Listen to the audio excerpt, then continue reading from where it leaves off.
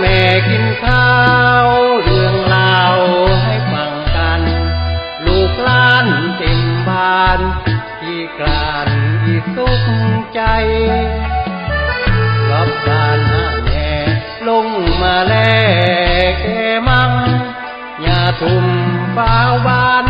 รอตรงกลานที่ไม่โมเราคนตายอยู่ในมันไม่ใช่คิดถึง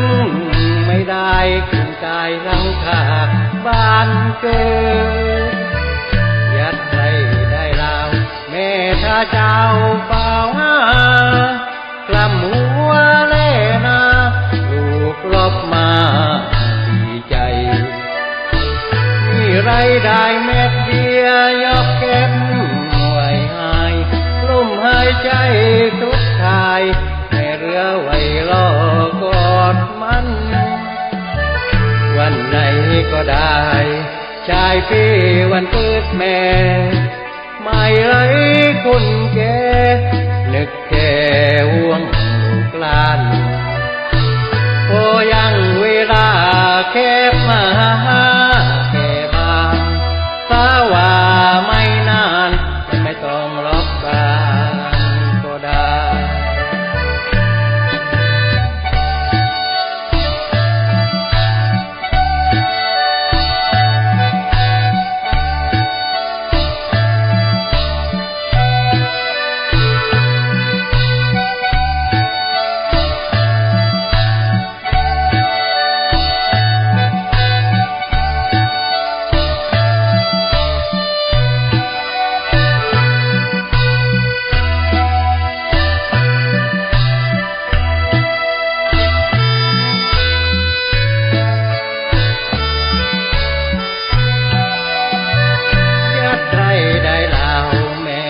เจ้าเฝ้าหา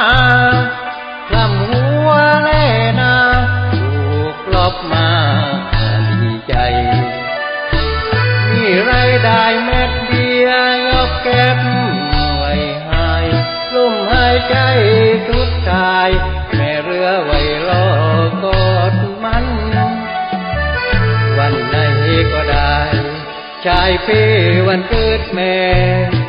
ไม่ไหลคนแก่นึกแค่ห่วงลูกหลานพอยังเวลาแคบมาแค่บางถ้าว่าไม่นานมันไม่ต้องรบบาน